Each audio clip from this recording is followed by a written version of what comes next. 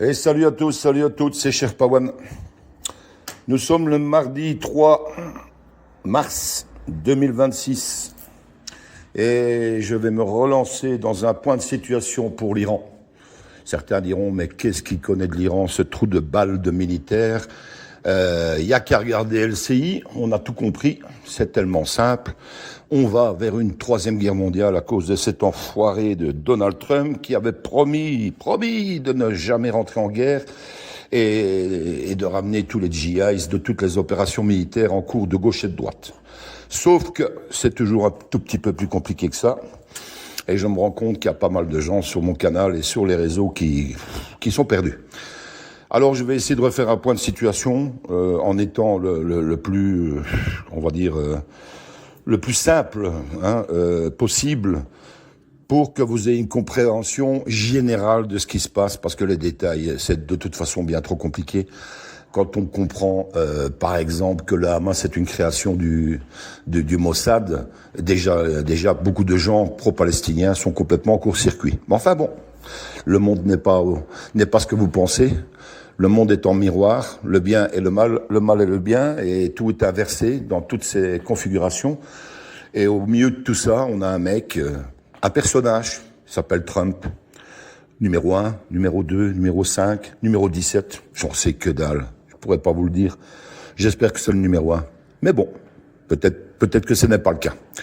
Au milieu d'une alliance militaire avec les Russes, avec les Indiens et avec les Chinois.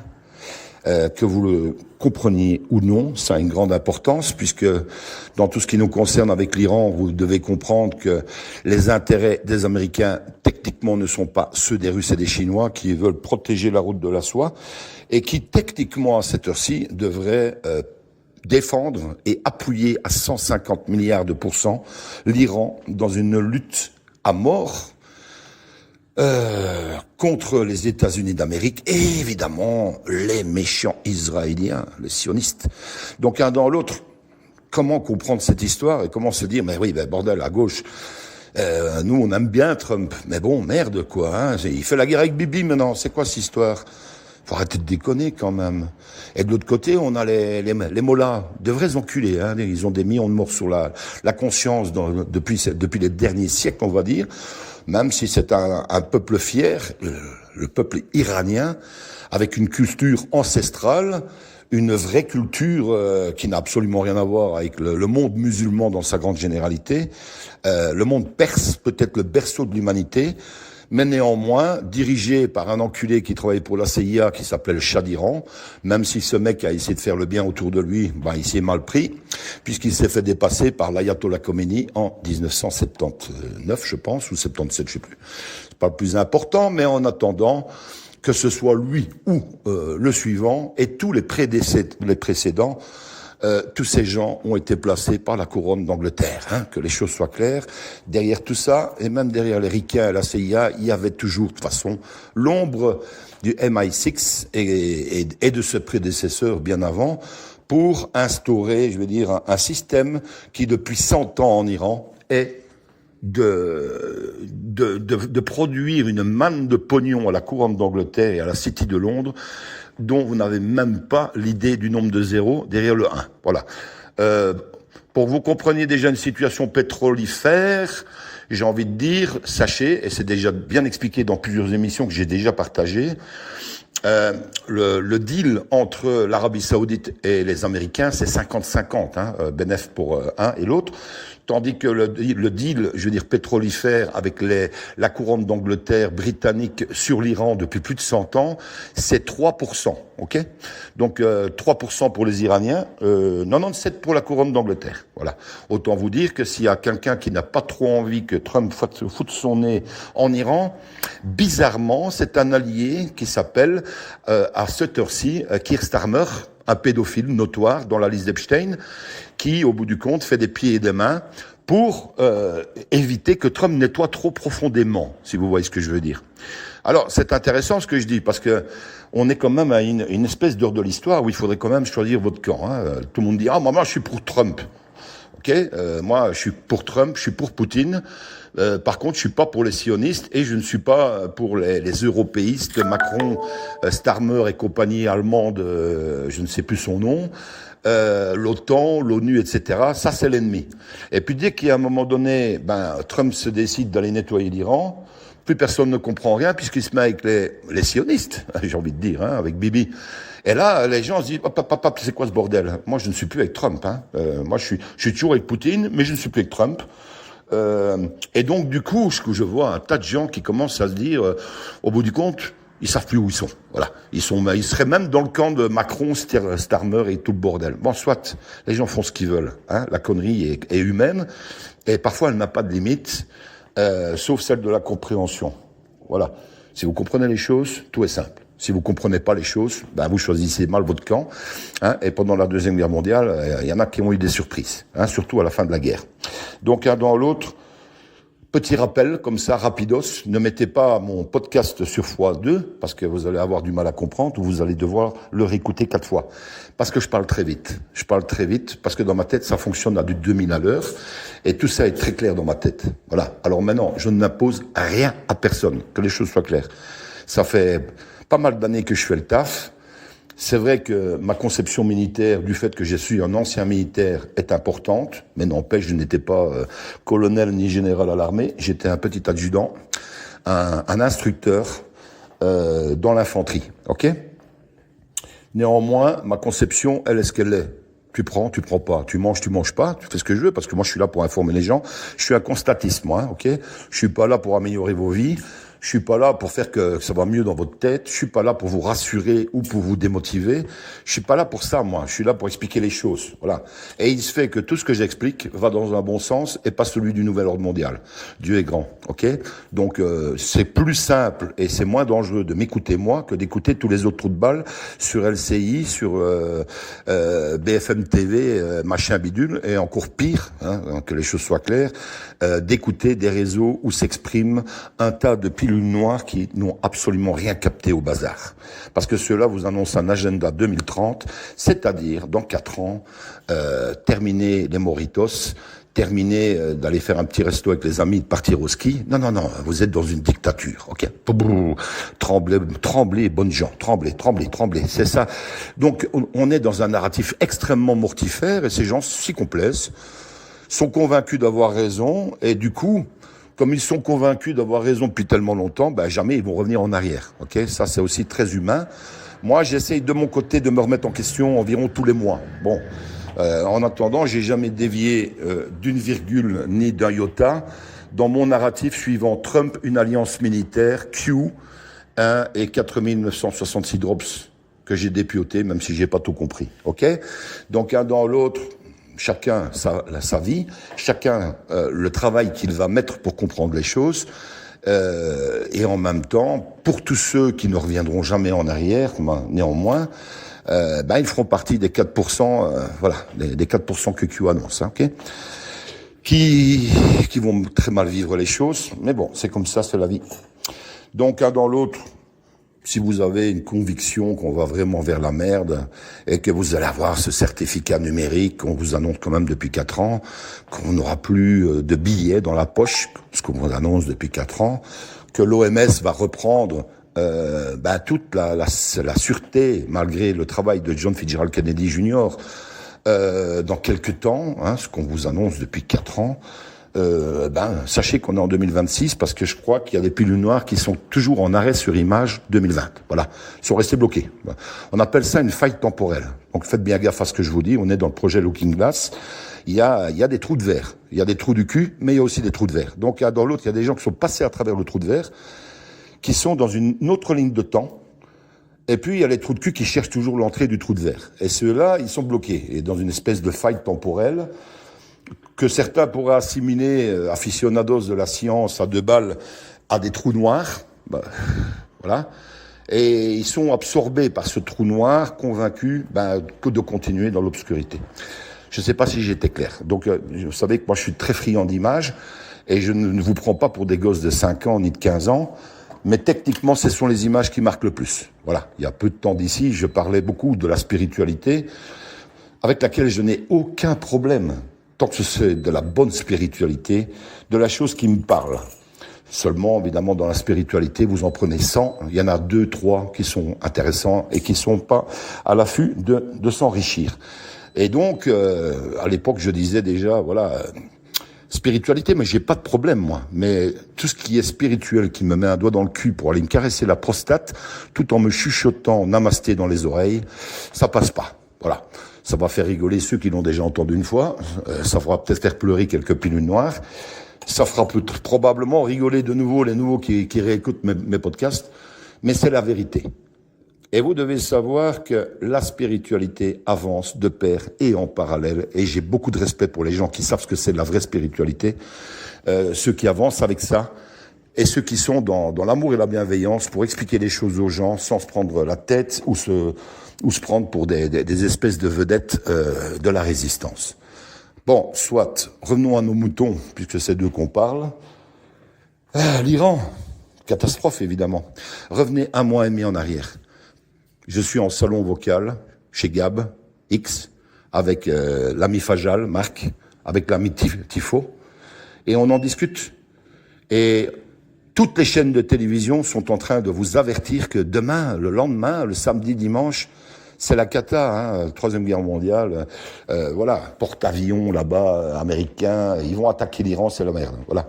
Il va se passer 1 mois et demi. Et ce qu'on dit dans le space, c'est qu'il va rien se passer. Donc, on est dans le même mode opératoire que de ce qui s'est passé, je veux dire, il y a quelques mois avec Trump et l'Iran, où il a balancé quelques missiles, et puis voilà, tout le monde retourne à la maison, et le lendemain, c'était le sauveur de l'humanité.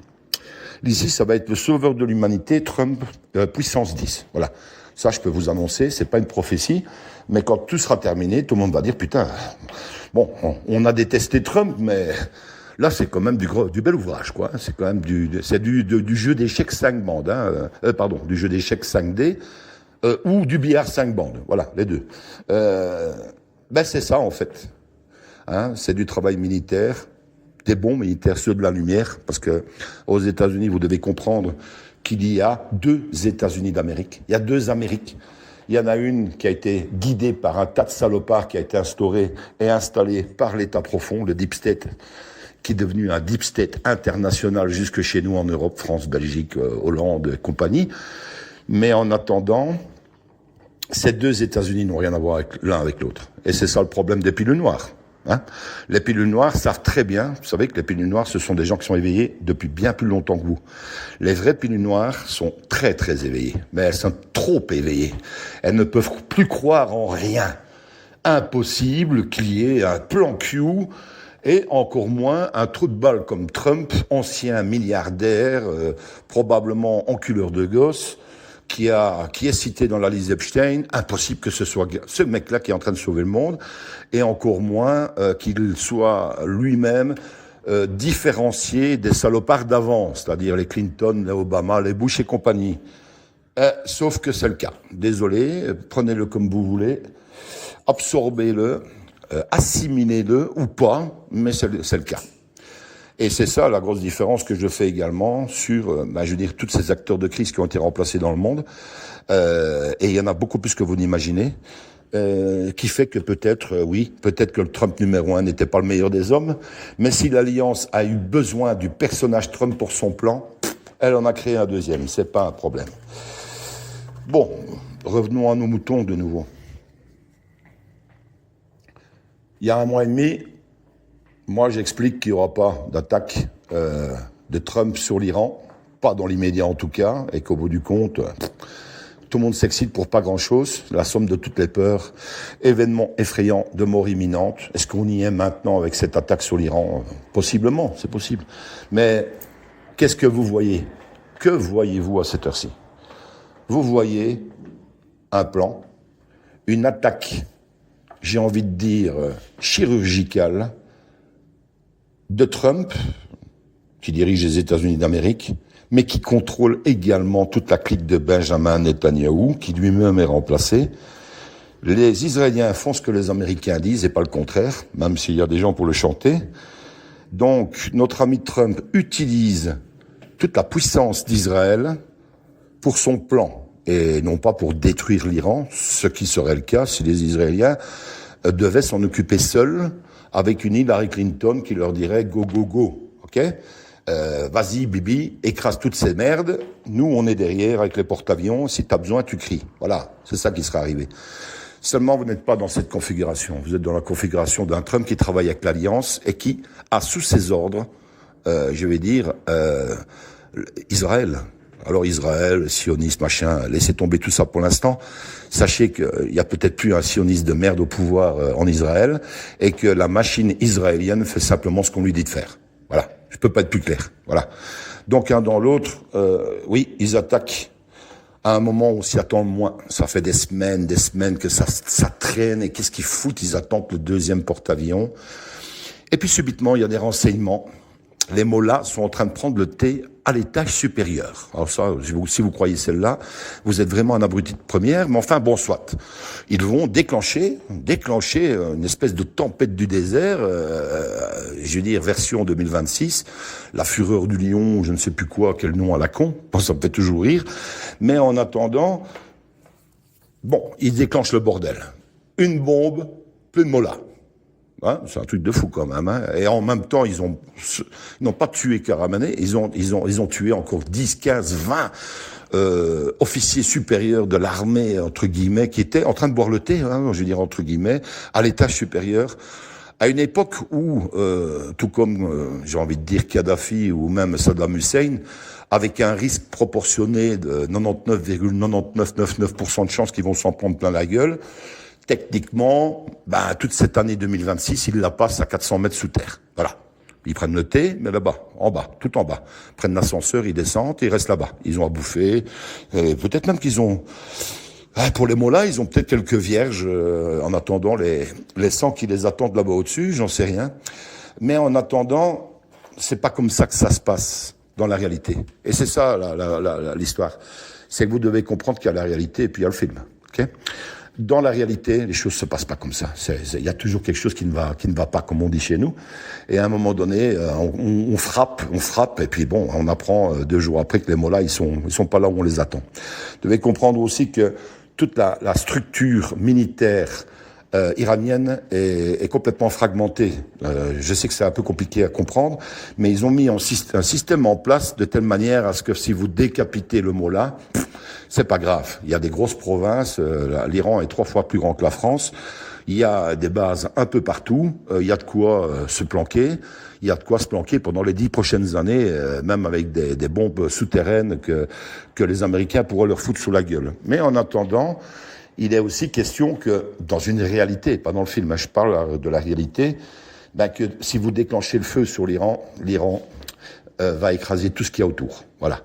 C'est comme ça, on peut le prendre comme on veut, ils ont un arsenal militaire infernal. Okay ? Ils ont même des missiles hypersoniques, ils ont tout, en fait. Ils n'ont pas de bombe atomique, parce qu'elle n'existe pas, mais c'est une espèce de petit secret que les Iraniens ont découvert.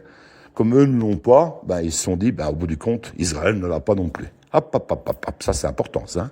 Parce que les Israéliens, ils ont une grande gueule. Hein. C'est comme la blague avec la grenouille qui a une grande bouche. Hein.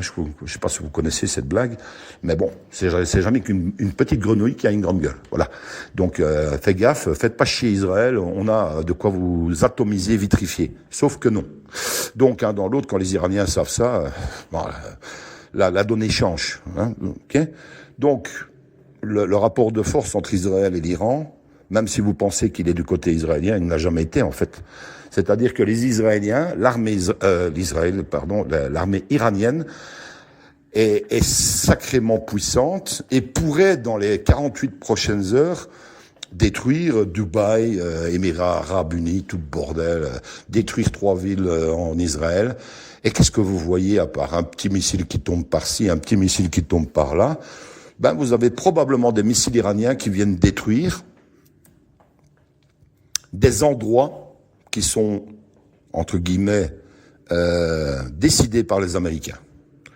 Et vous avez de l'autre côté la même chose. Donc Trump et son staff militaire illuminent des cibles, tient les ficelles d'Israël, mais tient aussi les ficelles des mollahs, c'est-à-dire de l'Iran, grâce probablement à son président qui n'est pas qui n'est pas d'origine, je vais dire, républicaine, qui est plutôt démocrate, hein, le président qui est en place, qui est un progressiste, alors que les mollahs, eux, ils veulent l'Iran d'il y a 2-3 000 ans. Vous voyez ce que je veux dire? Ils veulent rester là-dedans. Alors, l'histoire des mollahs, c'est réglé. C'est réglé depuis Soleimani, qui voulait faire un coup d'État contre les mollahs, qui sont redevables envers Trump. Pas tous, mais certains. Et puis, bon, on s'en fout. Je pense que Khamenei, il est pas mort. Il est extradé quelque part. Il a été dégagé, évacué, etc. Il est certainement pas mort comme un con au rez-de-chaussée d'un bâtiment. Il faut arrêter de déconner. Mais en attendant, derrière, il y a un président qui, lui, est sous contrôle de Trump. Une partie de l'armée qui est probablement sous contrôle de Trump. Des États-Unis, de l'Alliance, appelez ça comme vous voulez.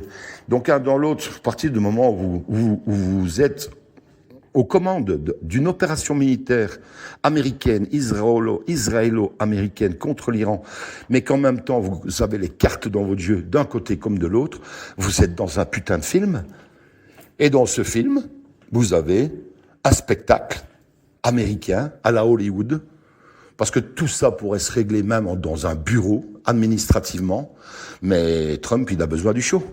Il a besoin du show parce qu'à la fin du show, on va dire, il y a un gagnant quand même, et il y a un perdant.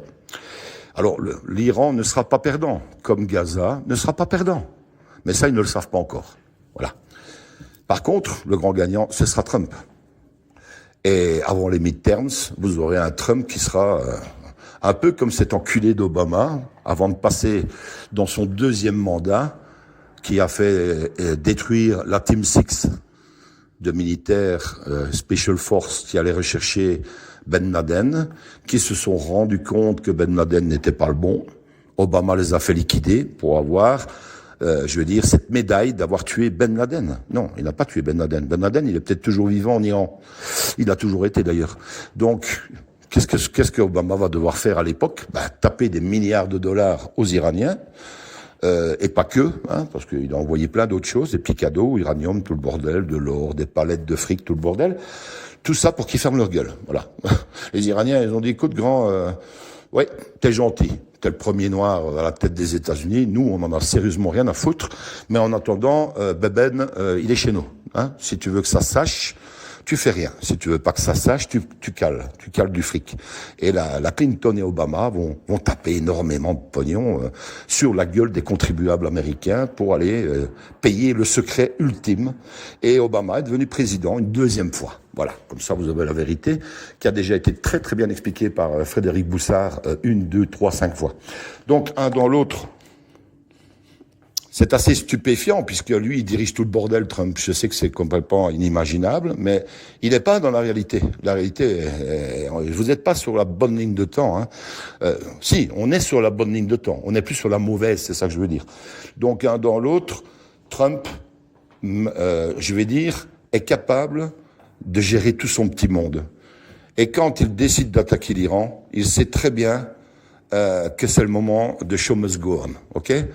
Et que ça va pas durer des années, ce sera pas un Irak numéro 2, ce ne sera pas, non, ce sera rien de tout ça. Mais il y aura des âmes perdues qui vont dire dans 3 semaines, oui, et alors, c'est toujours pas fini en Iran? Ta gueule, quoi, hein. Une opération militaire, c'est une opération militaire. Il y a qu'à regarder l'opération spéciale de la Russie. Ça va se terminer. Quand? J'en sais rien. Voilà. Vous connaissez la blague de Fernand Reynaud, sur le fût de, combien de temps met le fût du canon pour se refroidir.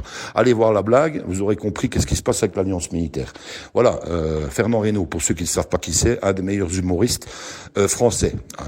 Un des vrais humoristes français, avant que tous les autres n'arrivent derrière. Bon, soit.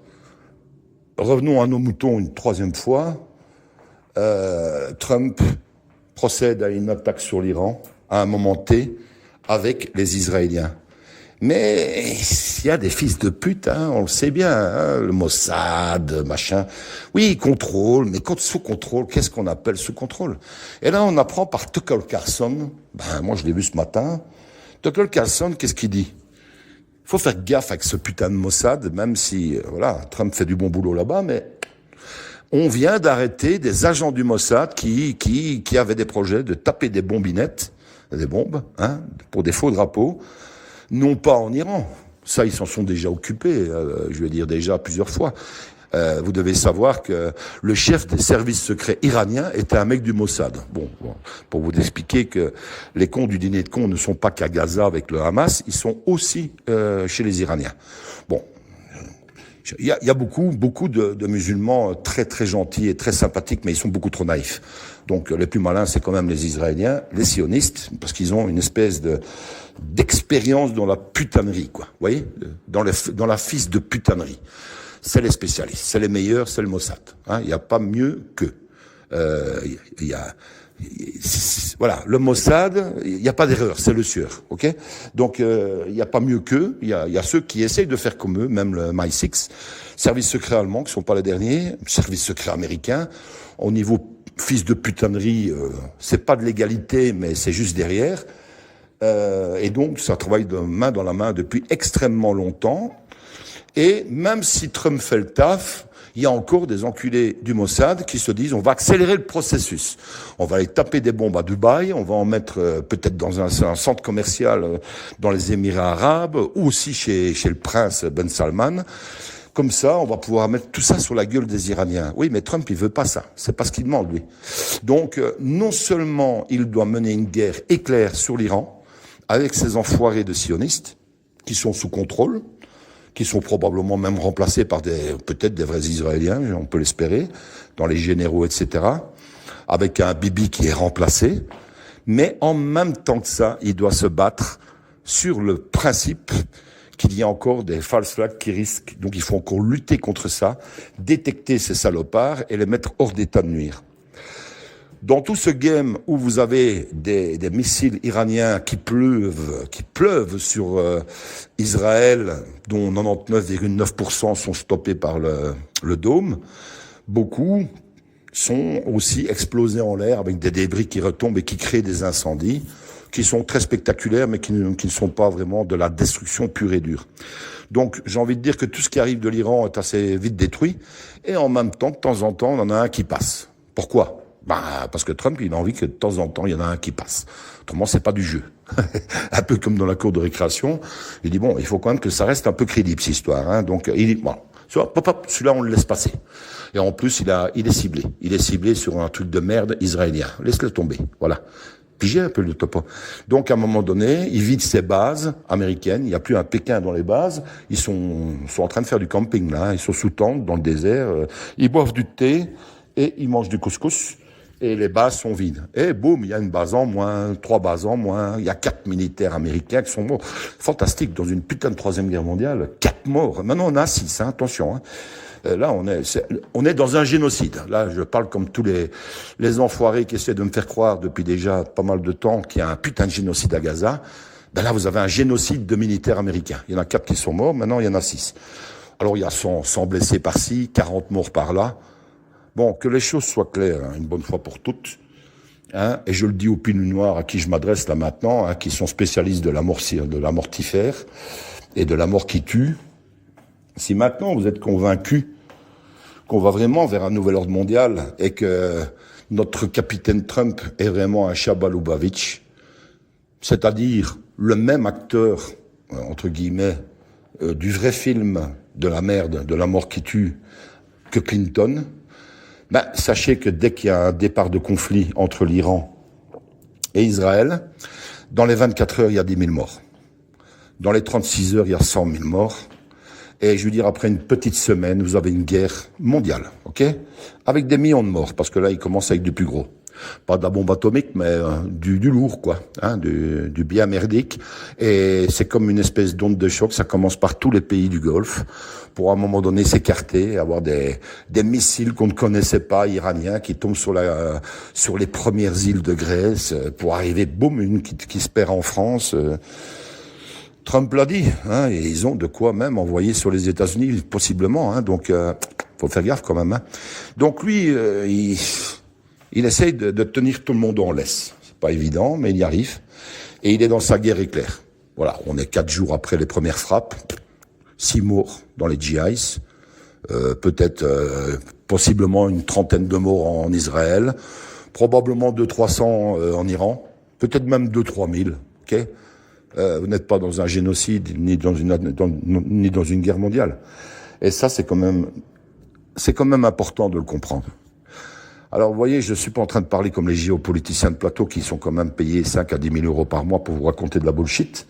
C'est pour ça que j'ai fait des analyses dans le Sherpa pour dire que Charles me gaffe, Charles gaffe. Même les spécialistes de Stratpol, Xavier Moreau, que je respectais beaucoup, je comprends de toute façon que ça reste quand même toujours des profiteurs de crise qui se font énormément de pognon pendant cette période pour vous expliquer que de la merde. Parce que Xavier Moreau, c'était très intéressant pendant toutes les attaques tactiques de la Russie contre l'Ukraine, mais depuis qu'ils sont en défensive ferme, je vais dire, ça fait sûr maintenant 1 an que c'est assez chiant d'écouter Xavier Moreau. Bon, maintenant, quand il commence à expliquer ce qui se passe avec Trump, c'est encore pire, évidemment, parce que qu'ils comprennent ce qui se passe avec Poutine sans même comprendre qu'il y a une alliance militaire, c'est presque déjà, je sais pas, un espèce de miracle. Pour un capitaine français, je parle, parce que beaucoup de gens se disent, mais il est militaire comme toi. Oui, mais c'est un officier. Moi, j'aime pas les officiers. Voilà, je suis sous-officier.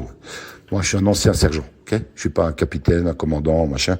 Bon, chez les militaires, il y a les militaires, les soldats, les sous-officiers.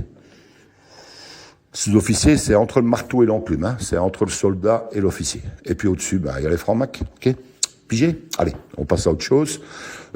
Donc les Juvin Brunet, les Xavier Moreau, des gens qu'il faut absolument écouter comme Idriss Aberkane, ne restent jamais que des anciens officiers, escrocs, mythos, qui au bout du compte essaient de comprendre les choses et de les expliquer contre argent sonnant et trébuchant, et probablement des espèces d'annexes de la franc-maçonnerie et pourquoi pas de l'opposition contrôlée française. Voilà, c'est comme ça que je vois les choses.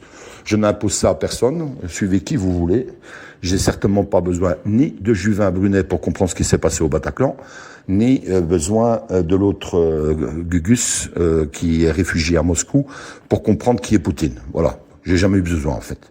C'est très bien ainsi. Et j'ai un cerveau qui est capable de travailler sans avoir besoin d'aide superficielle de l'opposition contrôlée. Parce qu'ils viennent vous mettre de la merde, même si vous sortent 80% de vérité, il y a 20% de mensonges. Voilà. Revenons à nos moutons, 4e fois. Je me suis encore perdu, évidemment. Je suis le spécialiste pour ça. Mais en attendant, vous avez une opération militaire qui durera ce qu'elle durera, et au bout du compte, vous aurez le monde entier qui demandera le prix Nobel de merde pour Trump, qu'il refusera. Donc un dans l'autre, le plan est divin. Le plan est ce qu'il est. La lumière se bat contre l'obscurité. Si vous pensez que Trump est un salopard, vous êtes dans l'obscurité. Parce que Trump se bat contre les mêmes salopards qui sont nos sociopathes qui nous dirigent, les Starmer en Angleterre, les Macron qui appuient Starmer, les Allemands, les Van der Leyen, tous ces salopards de psychopathes, sociopathes qui ont acheté pour des milliards de vaccins pour vous injecter sont contre Trump. Ok ? Alors vous avez d'un côté Trump et vous avez les autres de l'autre côté. Il faudrait quand même choisir votre camp une bonne fois pour toutes, même si vous pigez pas. Voilà, c'est ce que j'ai envie de dire. Pour ça c'est vraiment un truc simple. C'est Trump ou les autres. Voilà. Après, ne comprends pas avec Bibi, c'est pas grave. J'ai expliqué, mais si tu comprends pas, c'est pas grave. Bibi. Bibi, c'est Bibi. C'est pour ça qu'on l'appelle comme ça d'ailleurs. Vous croyez qu'on l'appellerait Bibi si c'était encore le vrai? Non, ce serait Netanyahou. Et si on était vraiment dans la merde, il aurait son nom, je vais dire, de sioniste, c'est-à-dire de khazar. Donc l'un dans l'autre, vous êtes dans un putain de film, c'est assez incroyable. Mais vous devez aussi comprendre une chose importante. Tout le monde s'imagine que Trump est en train de se battre contre les méchants mollahs d'Iran, que Poutine est en train de se battre contre le méchant Zelensky. Non. Poutine a un objectif dans son opération spéciale. Foutre les Américains hors de l'Ukraine et les faire dégager avec leurs bases qu'ils ont l'intention de venir installer tout près de chez eux. Poutine n'en a rien à branler de Zelensky, qui est aussi remplacé. Poutine est aussi remplacé depuis 2014. Donc dans ce game, ce qui est important, c'est pour Poutine de se battre contre la CIA qui est installée, le Deep State, l'État profond, BlackRock, Vanguard, qui sont propriétaires de quasi 80% des terres ukrainiennes, de dégager tous les labos, Biolab P4, plus de 12, on est peut-être à 20 maintenant, stopper le trafic d'enfants, mais aussi trafic d'adrénochrome, trafic humain, trafic de viande et tout le bordel. Donc, stopper les buveurs de sang. D'ailleurs, Poutine l'a expliqué, ok ? Il a expliqué ça plusieurs fois. Hein. Il faut arrêter les buveurs de sang, les vampires et tout le bordel. C'est ça, c'est les sionistes et ce sont les khazars, ok? C'est très important ce que je vous explique, hein, parce que l'ennemi, c'est pas les Iraniens. L'ennemi, c'est pas les Ukrainiens, même s'ils sont quand même un peu perdus dans l'histoire, hein, quand même d'obédience nazie à la base, mais nazi du mauvais côté, pas nazi armée allemande, mais plutôt Himmler, quoi, hein, vous voyez. On torture, on massacre, on fait des génocides, des pogroms et compagnie. On adore ça et on torture bien avant de tuer. Donc ça, c'est les Ukrainiens. C'est une sale race. Voilà. Désolé pour ceux qui m'écoutent et qui sont ukrainiens. Il faut regarder votre histoire. Hein. Moi, je suis capable d'accepter la mienne avec Léopold Ier en Afrique qui coupait les mains, ok, dans les tribus. Donc, il faut simplement accepter d'où nous venons. Comprendre que le Belge vient d'un petit pays comme la Belgique, qui était à une époque et pas si lointaine le pays le plus riche du monde. Ok ? Grâce à quoi ? Congo. Voilà, plus grand pays d'Afrique. On a été les plus riches, donc on a des belles villes avec des beaux monuments, on a tout ce qu'il faut, des belles autoroutes. Et maintenant, la fête est terminée. Donc on commence à avoir des nids de poules dans les routes, il n'y a plus de fric, voilà. Bon, mais la Belgique, c'est un beau peuple, comme le peuple ukrainien, mais dirigé par des salopards. Donc dans l'autre, on est dans le même cas de figure que les Français, avec votre pseudo-révolution française à la con, que certains, ont envie de raconter de manière héroïque, alors que ce n'est jamais qu'une prise de contrôle de la franc-maçonnerie, la vraie, hein, la pure franc-maçonnerie française sur la royauté, qui valait ce qu'elle valait, mais qui en même temps était un peu moins génocidaire, surtout en Vendée. Voilà, vous voyez, je suis belge, je connais votre histoire. Hein. Alors, revenons à nos moutons une 5e fois. C'est quoi l'ennemi de Trump dans tout ce merdier ? Est-ce que c'est les mollahs ? Non, les mollahs, on s'en fout. Que ce soit les mollahs ou les moldus, les décalotés ou les déprupusés, d'avant, d'après et d'en même temps, ils ont tous été mis en place par un système de l'Empire britannique qui travaille avec sa City de Londres comme cité du Vatican, ennemi héréditaire de l'alliance militaire, puisque mondialiste. Donc, l'ennemi que Trump essaie de dégager pour venir installer probablement le fils du chat, un autre chat, un petit chaton, voilà. Le chat d'Iran, c'était pas le meilleur des hommes, torturait pendant que les femmes se baladaient en mini-jupe dans les rues. C'était un très beau pays. Les femmes étaient heureuses, les enfants. Les seuls qui étaient pas trop heureux, c'est ceux qui étaient chopés par les services secrets, une espèce de pieuvre noire qui chopait des jeunes dans les rues, qui n'étaient pas d'accord avec le chat, et qui, à un moment donné, volaient dans les prisons. Et je peux vous dire que là, ça chauffait. Ok ? Donc, voilà. C'est un système qui se valait, mais en attendant, moins pire que celui des mollahs, mais bien merdique également, puisque dirigé par les États-Unis de l'Amérique de l'époque. Et quand je dis dirigé par les États-Unis d'Amérique, qui sont eux-mêmes dirigés par la couronne d'Angleterre. C'est ça que Trump fait. Il est en train de dégager l'Empire britannique. L'ennemi dans la guerre d'Iran, c'est l'Empire britannique, la couronne d'Angleterre. C'est un truc de fou, je le sais bien.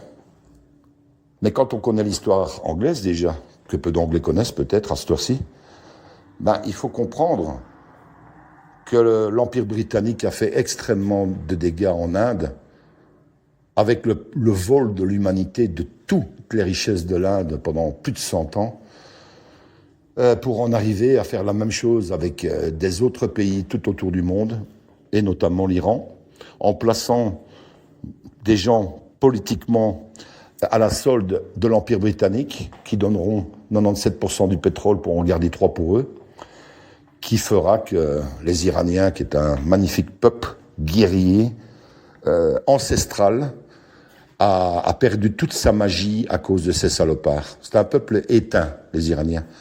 Il y a des gens qui ne comprennent pas pourquoi est-ce que les Iraniens dansent maintenant, parce qu'ils savent qu'ils ont de la famille qui a été exterminée ces 40 dernières années en Iran. Alors, je peux vous dire, quand l'ayatollah est mort, papa, ils dansent tous. Bien sûr. Imaginez-vous qu'ils ont 40 ans de détestation contre le système mis en place par les Anglais. Ces putains de roast beef de merde. Ok ? Parce qu'il y a pire que les Ukrainiens, c'est les Anglais. Alors de nouveau, je m'attaque pas au peuple, bien que les Anglais c'est pas les plus futés, mais en attendant, oui, vous allez dire, arrête un peu, cherche pas toujours de critiquer, mais non, les Anglais sont pas très futés. Je vais vous expliquer pourquoi. Je vais vous expliquer pourquoi dans quelques minutes. C'est simple en fait. Donc un dans l'autre, oui, les Anglais ne sont pas responsables de toutes les décisions de leur establishment. N'empêche, il a toujours été de la possibilité des Anglais de les foutre en l'air. Comme nous en France, en Belgique, rien ne nous empêche d'aller foutre en l'air, je veux dire, nos ministres belges et vous, votre président, qui est un acteur, mais de le foutre hors de sa petite maison, ok. Alors, je pense avoir été clair sur toutes les attaques américaines, israéliennes, etc., même si on sait qu'on a le Mossad aussi qui essaie de foutre encore un peu la merde. Mais nous voyons qu'au bout du compte, Bibi, l'acteur, fait ce qu'on lui dit de faire. Il est content, entre guillemets, il essaye parce que c'est un film, donc il a un jeu, Donc il montre qu'il est content, il est fier d'être avec Trump. Trump sait que c'est un acteur, puisque c'en est un probablement lui aussi. Ils font simplement une feuille de route, une espèce de putain de feuille de route, qui est écrite à l'avance et dont la fin est déjà connue. Installation d'un nouveau système en Iran qui n'aura plus rien à voir avec l'Empire britannique. Empire britannique qu'il faut bien comprendre ne se résume pas à l'Angleterre ou à l'Iran, mais c'est aussi l'Australie, la Nouvelle-Zélande. Attention, là où je veux en venir, vous savez qu'on a Trump qui nous dit hop, le Groenland. Pourquoi pas le Canada, 51e État, mais le Canada, c'est la couronne d'Angleterre. Oui. Attention, quand Trump dit quelque chose, vous savez que c'est fait. Donc, je donnerai pas encore 10 ans pour que l'Australie et la Nouvelle-Zélande soient américaines également. Voilà. On aura 55 États, où on aura un nouveau système qui ne fonctionnera plus aux États-Unis avec des États. Il y aura les États-Unis d'Amérique, ou l'Amérique, peut-être, qui n'aura plus une espèce de découpage d'États, ou qui existeront toujours, mais où il y aura un pouvoir central, même s'ils ont cru que c'était une bonne idée de tout laisser à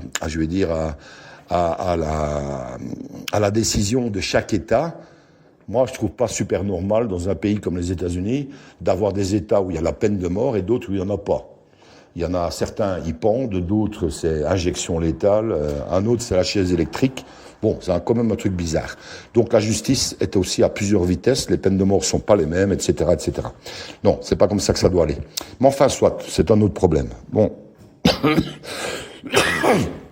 Je reviens sur ce que je disais avec une émission que j'ai mise sur mon canal ce matin, que vous devez absolument écouter, et qui explique dans le détail pourquoi l'Empire britannique est le problème, mais une deuxième qui suit derrière et qui explique surtout l'enculerie du peuple anglais par un roi, George, il y a 300-400 ans d'ici, qui est un prince allemand, probablement khazar, infiltré dans le pays des roast-beef, sans même parler la langue, et qui va devenir le roi George.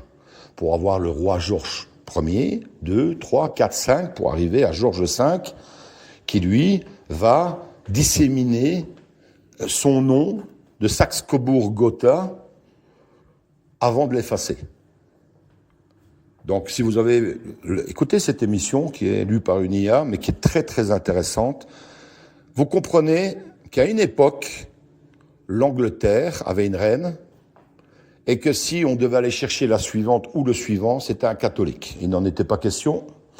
Probablement, on est à l'époque de Luther et compagnie, donc à un moment donné, ils veulent un protestant.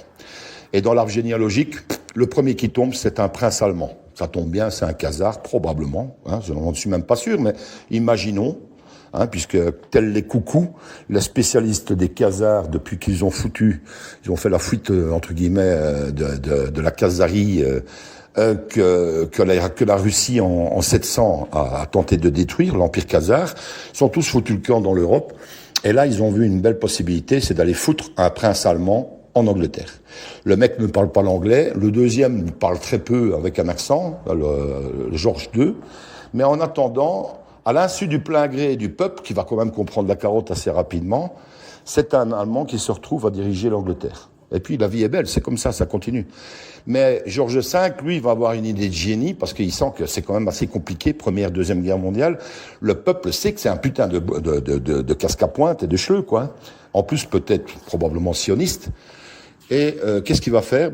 Il va supprimer définitivement de toutes les tablettes en Angleterre le nom de Saxe-Cobourg-Gotha et s'appeler Windsor. Voilà, bienvenue les lézards, ok? Donc, un dans l'autre, dans le même temps et sur une génération, il va instaurer en Europe, je vais dire, des monarchies, sur plusieurs générations, 2-3 générations, il va instaurer, avant de supprimer son nom, les Saxe-Cobourg-Gotha en Hollande, en Suède, probablement au Danemark et évidemment en Belgique. Chez nous, les Belges, notre roi, c'est un Saxe-Cobourg-Gotha, sang bleu, probablement lézard, voilà, d'une manière ou d'une autre, au niveau génétique, voilà. Donc, vous voyez qu'on est déjà devant une putain d'escroquerie à la base, avec l'Empire britannique, qui en fait est dirigé par des spawns, ok, des casques à pointe. Donc, et en plus, pas simplement casque à pointe, mais résultant probablement, je vais dire, d'une espèce de lignée khazare, dont les Rothschild, ok. Donc, vous avez un problème avec cette putain de City de Londres, Vatican, machin, bidule, Washington DC et tout le bordel. Et qu'est-ce que fait Trump depuis toutes ces années? Il nettoie le marais. Ah merde, il nettoie le marais. Ouh, c'est quoi ça, nettoyer le marais? Ah voilà, ceux qui suivent le film depuis le début, ils savent maintenant. Je suis quand même assez heureux de voir que notre petite Clémence a invité Stanislas Berton pour la deuxième partie de son émission matinale, le 2 mars. J'ai été écouté. J'ai envie de dire, j'ai beaucoup craché dans la gueule de Stanislas Berton parce qu'il me casse les burnes avec son livre à la con. Mais en attendant, tout ce qui m'emmerdait de premier plan avec Berton, il n'en parle plus. Donc ça me dérange plus. Mais en attendant, il a fait du très bon travail chez le Tocsin, avec une Clémence, qui, comme dans l'itinéraire d'un enfant gâté avec Anconina, a l'air surprise de tout ce que le mec est en train de raconter. Qui, merde, quand même. Elle était déjà étonnée qu'il y avait des gens qui bouffaient des enfants, il y a moins d'une semaine. Là, elle a lu le livre, je veux dire, le livre de Berton. Elle commence à comprendre Q. Elle est convaincue elle-même que Q est un truc pour les abrutis, pour faire passer Trump au milieu de ces élections. Elle ne comprend pas encore, évidemment, toute la portée. Et on ne lui demande pas. Elle n'a pas lu un drop. Mais en même temps, elle vient de comprendre en 2026 qu'il y a une opération militaire Q qui est expliquée par Stanislas Berton, extrêmement fantastique. Et je salue Stanislas Berton. Oui, c'est un profiteur de crise, il veut vendre son livre le plus possible, mais en attendant, il ne raconte pas de couilles, donc ça ne me dérange pas. Et Dieu est grand, Clémence a la petite graine qui vient d'être semée dans son petit jardin du Tocsin. Dieu est grand parce que nous sommes quand même en 2026.